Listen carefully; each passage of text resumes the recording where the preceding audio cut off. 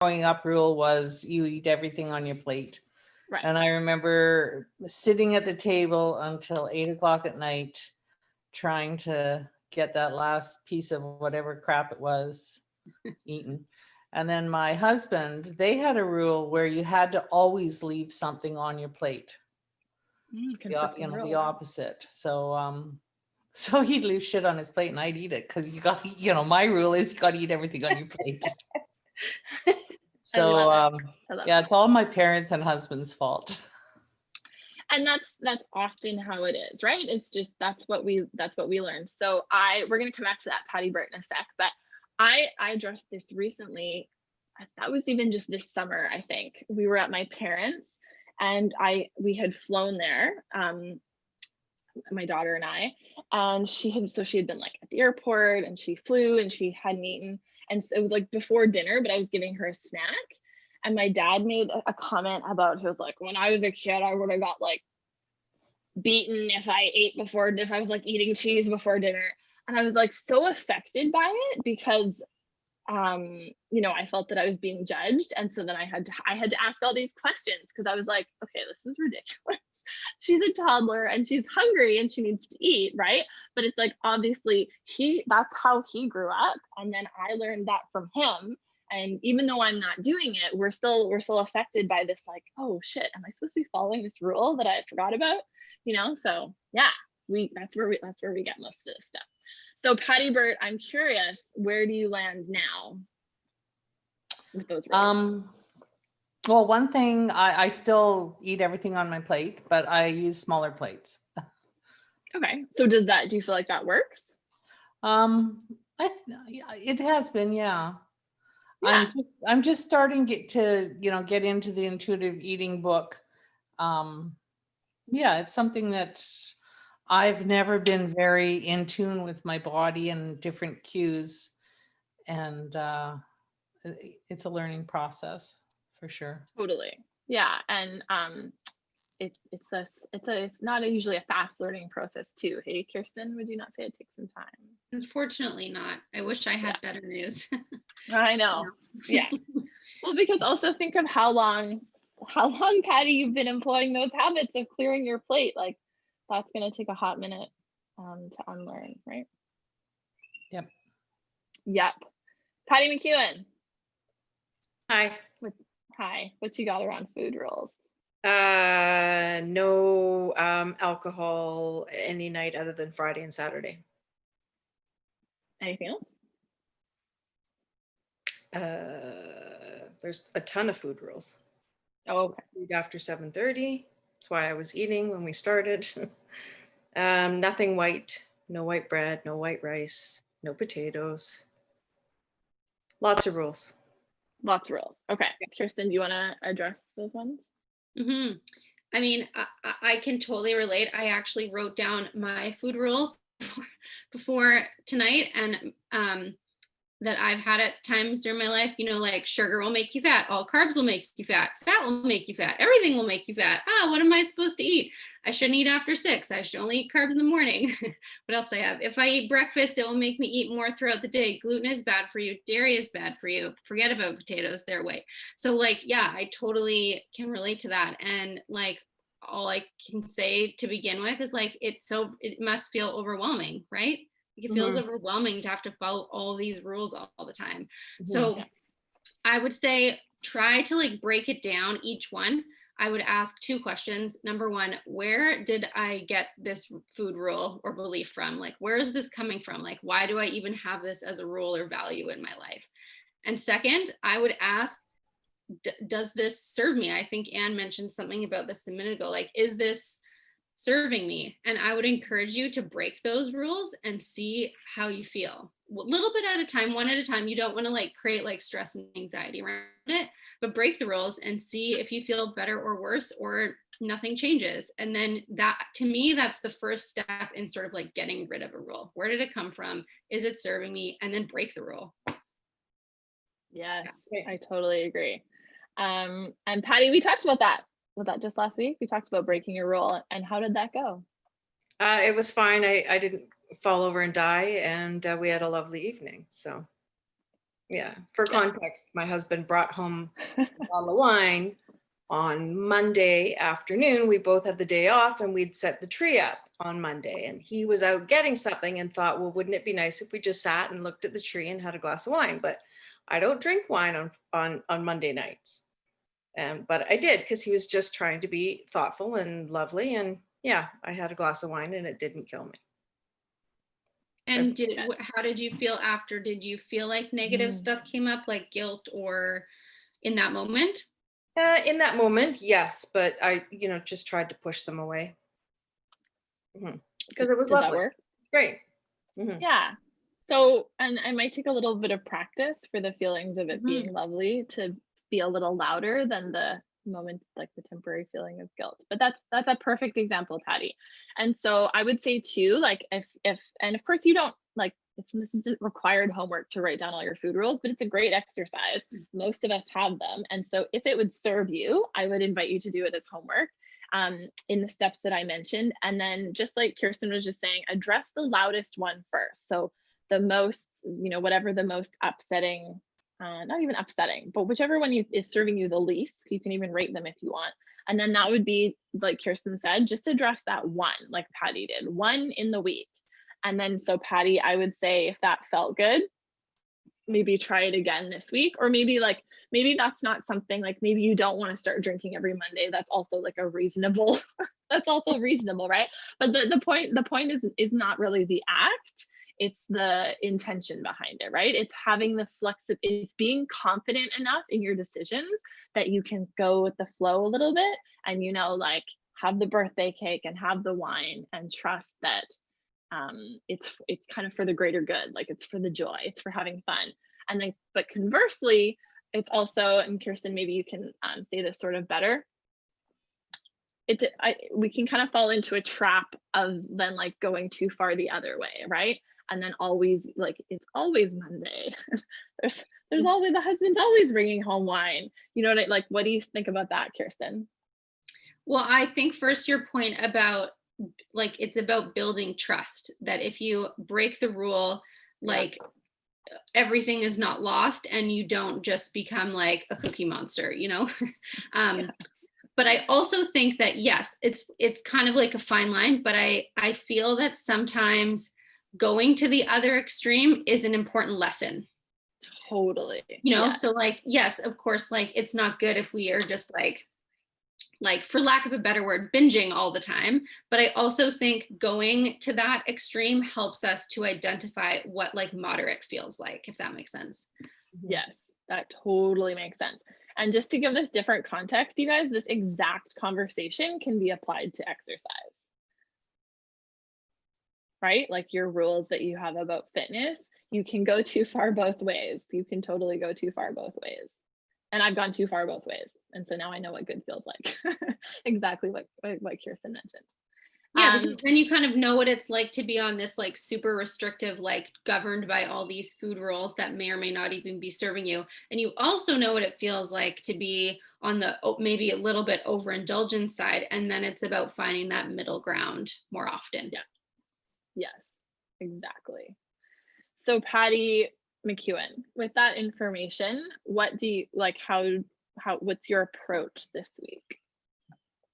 My approach, towards wine in particular, or just my rules? No, just rules, food rules.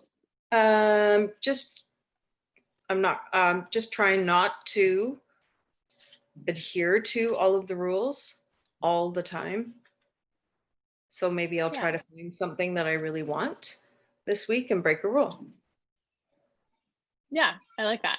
And you know what else is great? That you guys have Kirsten as a resource, because when you have that, like, as I said in the training, this is not so much about busting the myth as like, sugar makes you fat, alcohol is bad for you, whatever. It's more like what feels good for you.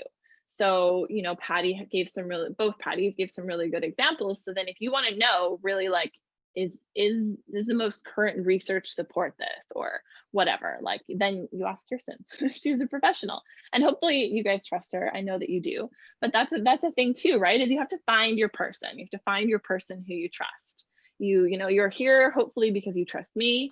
And so if you have a question, I want you to ask me, and then don't always just do what I say, see if it feels good in your body. But it's like, there's a million different resources that are going to tell you a million different things. You just got to find your tribe and then trust it. And then like ask the expert. Yeah, I hope that makes sense. Amanda Greenleaf, I don't know if you're there, but I haven't heard from you in a long time. I'd love to hear. Are you there? I'm here. I was eating. What, so- do you have any food rules, Amanda? No, I have none, and that's my biggest problem.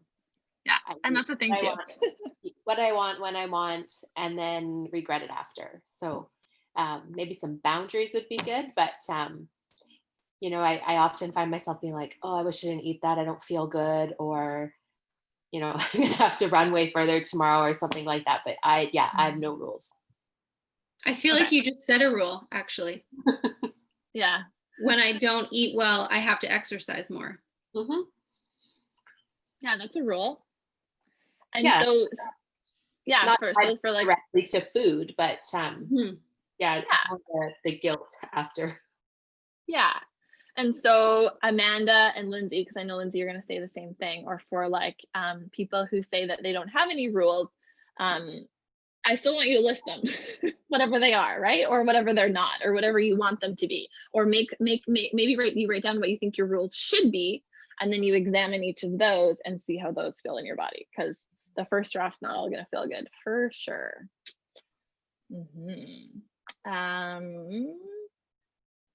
Gitte. Hi, you're muted. Do you have any food rules? But you are muted.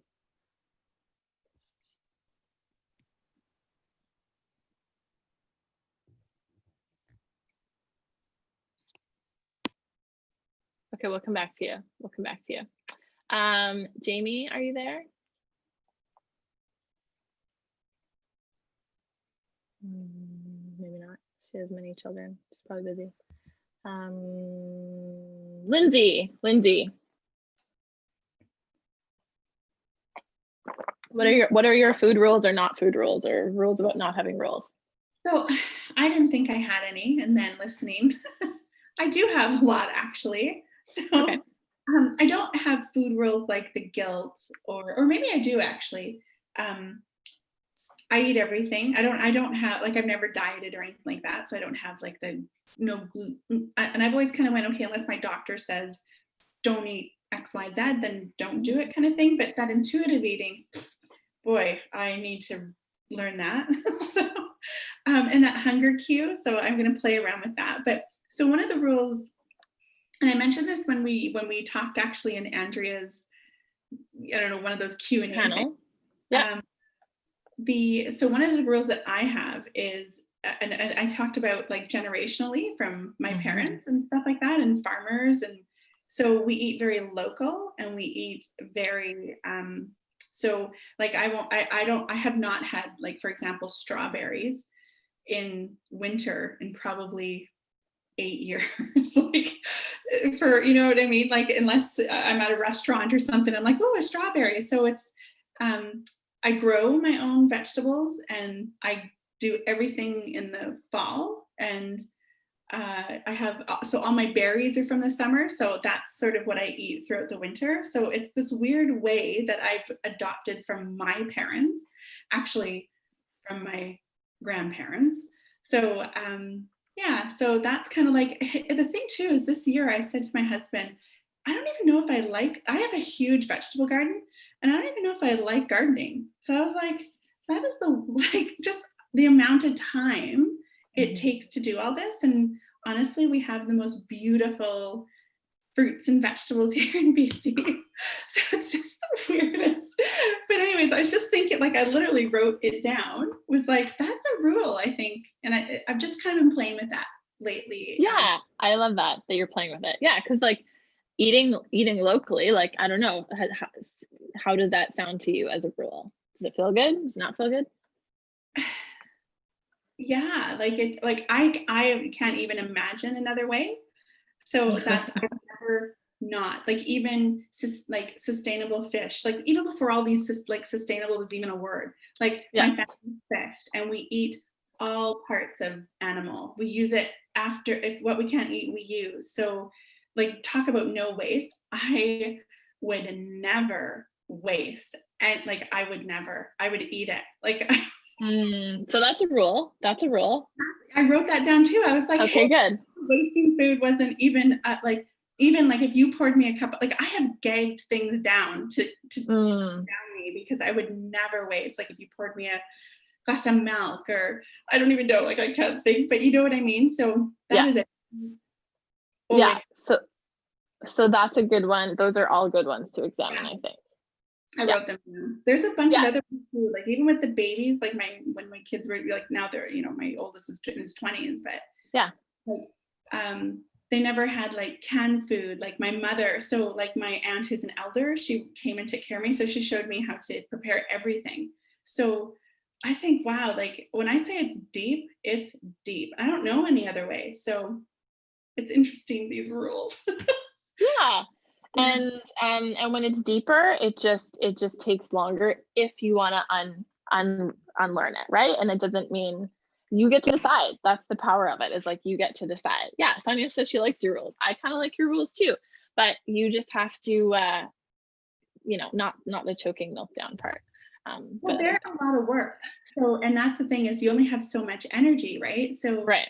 yeah, and that's the thing I'm sort of finding, is I'm not my grandmother, or I'm not it's just, so that's sort of, and you know, yeah, that's the thing I've been playing with. I didn't even know I could, or even, it's funny you say give permission not to eat. I actually wrote that down. I'm gonna actually kind of play with that a little bit to see what happens. And I've never. I was just made, did Kirsten say that about holiday eating? Yeah, never. She said that I give you permission. Yeah, I give you permission not to finish it, basically. Yeah, because that's I assume you guys talked about, that's a huge holiday eating thing, right? Stood out to me. So yeah, I love that. Because of COVID, I even have a strange COVID rule, like don't eat in restaurants. It's weird. Like, well, that's actually not that. This is unrelated, but that's actually not that weird. As I have a friend who. What do you have a comment, Kirsten, about that? I think you just have to go with what you're comfortable with. Like with the COVID, I would agree. Yeah, totally. That's like really all over the place, and it's not like, we'll just digress. But we've been eating for like a really long time, and there's only been COVID for like a little bit of time, so we know a lot more about eating than we do about COVID. That's what I'll say. The one thing I like about the permission not to, like, the whole, you know, just really quick, the not to finish your plate. My mom can't be here for Christmas. I'm blaming COVID, so I won't get daggers for not finishing everything on my plate. So I'm gonna play with that, actually. Yeah. And so that's a really good example. So maybe, Lindsay, you play with it not around, like in a situation that you're more comfortable in when your mom's not there, you know, and then you kind of work yourself up to doing it when she is there. I totally get that. That's such a common one. Thank you, Lindsay. Who have we not? Oh, Gitta, you're unmuted now. Do you have any food rule? Oh, still can't hear you though. Oh yeah, I can. You're far away. You hear me now? You don't, like barely. Oh. Barely. I think my two common rules are better. A little bit, Hear yeah. me now? Okay. Yeah. They're probably pretty common for my generation, where you finish what's on your plate and no Right. dessert until you finish. But except for the first one, I mean, I just have smaller portions, and I think the dessert one still kind of works. You know, you have to have the healthy stuff before you have the less healthy, but it's still a food. Yeah, Kirsten, do you want to take that one? The eating your healthy stuff for your unhealthy stuff? Well, I think it, like, as a general guideline, I don't think it's like a bad idea. And I think, again, it's just less about what the actual rule is, and like you said, and like what the intention behind it is, or like what the motivation behind it is, or and like, I mean, because to me, whenever something is super rigid and it's like it is or it isn't, that's where we start to get into trouble, regardless of what the actual rule is that we're talking about. Totally. Yeah. So same. Just does it feel good? I just want to mention the finishing your plate one is super common. And then I think it's interesting how you guys both, and not just the two of you, but many, many other people, as a strategy to combat that, use a smaller plate, which probably works. Like it's probably works for a lot of people. I just want to notice that that's still leaving the power outside of you, right? It's still a rule. The plate is just smaller. You're now just withheld by the plate instead of like the finishing your plate thing. Actually, now you're bound by 2 rules because you're going to finish your smaller plate. I have the same plate as everybody else. I just have less Yeah. on it. Yeah. Okay. Because you know you're going to be, because you know how much you need to eat to be full. Yeah. Yeah. pretty much. Yeah. Yeah. Great. That's good. Yeah. So not for you, but for others, it's just like that plate, that like smaller plate rule is still a rule. So it might work. It's just still a rule. Just pointing it out. Thank you, Geshe. Yeah, Sonia. I have a rule that's not serving me well at all across Okay. across multiple domains, Let's hear and it's basically I deserve this. it. I deserve this treat. I deserve this new jacket. I deserve this. Yeah. Also You so know, common. and I don't know, like how I've been trying to flip it around. Like, yes, I deserve it, but does it serve me? Is probably something I'm going to start saying. Yes, because once you say you're not deserved of something, then rebellion's gonna kick in, right? Yeah. Can I offer something? Yes, please. You don't have to do anything to deserve it. Yeah. You do deserve it, right? Whatever it Right. is, whatever is in question, like you literally just by being born, you're good. You deserve it. Yep. Yeah. So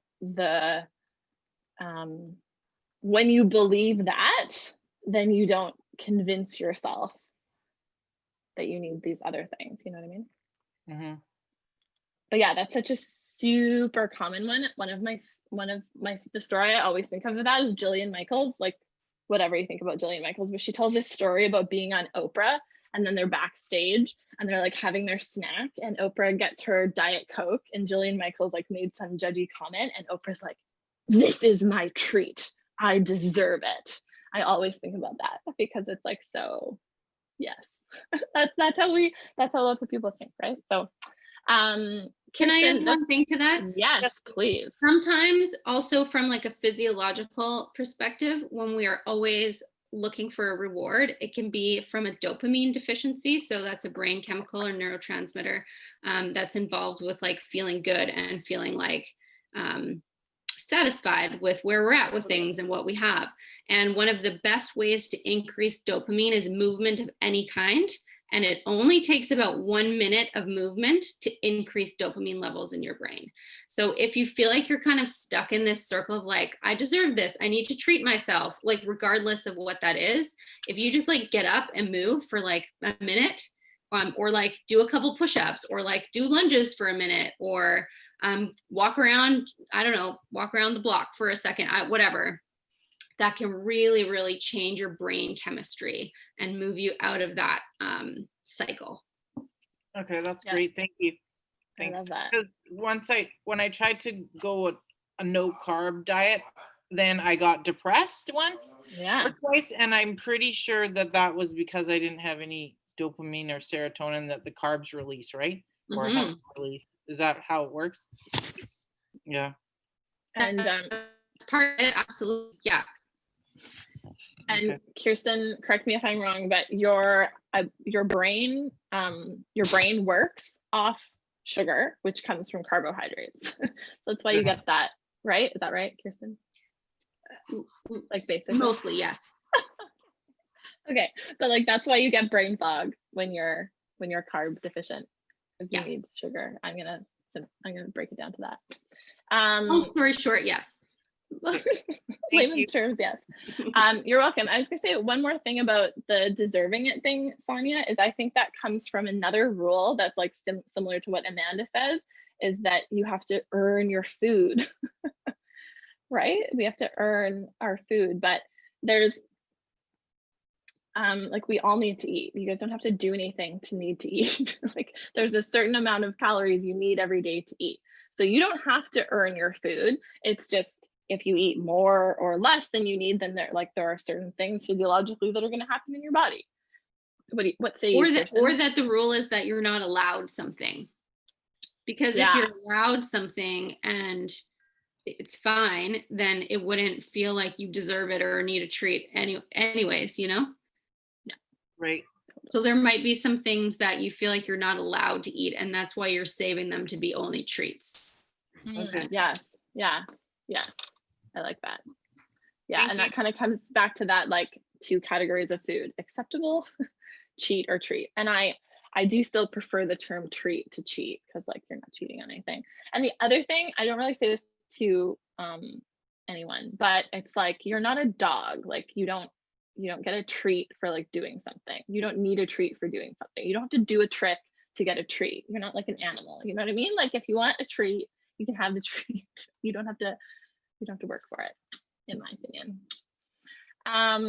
Reggie, do you have any food rules?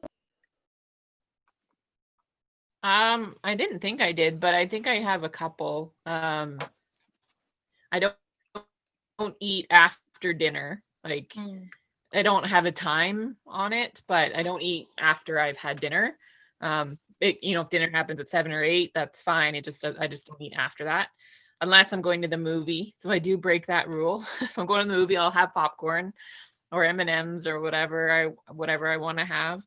And I don't feel guilty about that, because I mean, I really enjoy going to the movie, and if I want to have popcorn, I'm going to have popcorn. And I don't know if this is a rule. It probably is, but I don't buy chips because I will eat them because they're in the house. So I just don't buy them.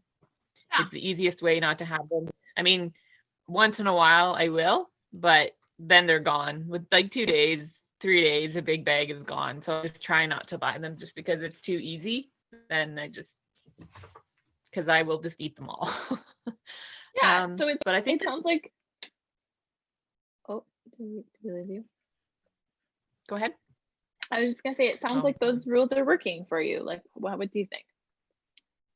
I think so. I don't feel guilt, or I don't feel bad. I might feel a little bit guilty if I eat that whole bag in a first day, but that's why I don't buy them. Just it's easier. And if I'm at somebody's house and they offer some, I'll have some. Like I don't restrict myself completely, because then I know I will binge. But I don't think I really have anything else.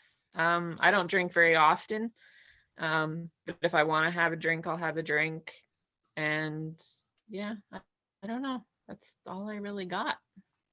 That's good. I like it. Yeah. I just want you guys to get curious about it, right? And I get curious myself too. Tara, haven't heard from you like ever. How's it going? Good. I could finally make one of these. I got off work early. Yay. Good. Yay. Actually, Tara, can you just introduce yourself? Because I don't think we've ever had you on a call before. Just I know. who you are and why you're here. Because you guys choose times that I can't make it. I'm Tara. I'm an RMT. I live in Kamloops. I'm a mom to an almost 3-year-old and here to learn better habits. Yeah. And do you have any food rules? I feel like I don't have any rules, hence why I'm here, but I feel like I resonate with pretty much what everyone else has said. Eat what's on your plate. I probably rebel. Like I will rather choose carbs and a protein, and I won't have vegetables. Okay, interesting. Growing up,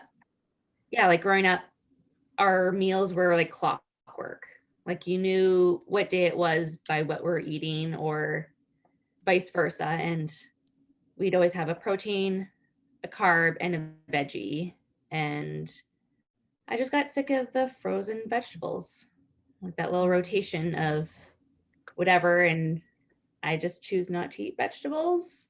I go through phases, but I probably rebel to like what my parents used to do. I think that's normal.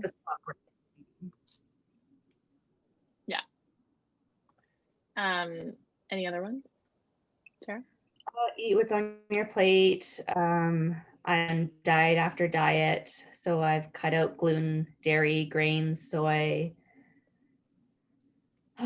done allergy testing and food sensitivities, so I'll cut stuff out there. And again, I rebel because I like dairy and I like carbs. Yeah. So I'll break my own rules because I'm depriving myself of what I want. So just, Tara, I'm just gonna go with you because you're being really specific and it's really awesome. Like thinking of that, can you think of, like, if you did this exercise and identified your rules, like how would you reframe one of those rules to feel better? Probably just be mindful so I don't have to overindulge if I want some dairy or carbs or like a treat, not to feel guilty, just have it that one time and then get back on track, not continue going down the rabbit hole. 'Cause I'm like, well, since I'm already doing this, might as well keep going because I feel like shit. Yeah. And Kirsten, maybe you can And speak not to feel this too. guilty. Yeah, I feel like of everything you just said, step one is removing the label though. Like none of those other things can happen until you've decided that, you know, carbs are not bad or dairy is not bad or whatever you believe about whatever it is. I feel like that's like step one. Kirsten, what do you think? Yeah, I think, I mean, I think a lot of it, like with food rules, has to do with like, again, this trial and error thing. So like testing these rules out and then changing the dialogue to be like, because I know this is what suits my body best, I'm choosing to do this most of the time, whatever the rule is. And I think that choosing to do something creates a more empowering feel rather than like, I have to, or I've been told, or I've learned through whoever, and then have adopted this as my own weird thing. So I think that's really the first step in changing, like flipping it around. Yeah, especially Tara, because you're saying you feel like it comes from a place of rebellion. Choosing what you do will make you feel more like you're in control, right? You're not doing, you know, you're not eating what you ate because your parents fed it to you or because they never fed it to you. You're doing it because it's for your highest good today. It's like it's instead of being dictated to, it's a collaboration between your body and your brain. And it's like you're choosing and empowering yourself to make positive decisions rather than like, yeah, following these rules that everybody else made for society. Yeah. I love that. Thank you. Kirsten, I know you've been here for a long time, so we're gonna let you go, but you guys, anyone else can stay if you have questions or we want to go around and do Q&A because this is our call for the week, but we'll let Kirsten free. And your next call with Kirsten is next Wednesday. Can I just ask Kirsten a quick question? I missed the number one of the 4 tips. Was that intuitive eating? Yeah. Okay. So it was like giving yourself permission to indulge, relax, do your thing, struggle, intuitive eating. Okay, thank you. Yeah, of course. Yeah, so 23rd, right, Anne, is next Wednesday? Yeah, so your guys' next call with Kirsten's 23rd, 4 o'clock, I think, and she's doing a training on pantry staples on a budget and then Q&A before Christmas. So thank you, Kirsten. Awesome. Bye, everybody. First. And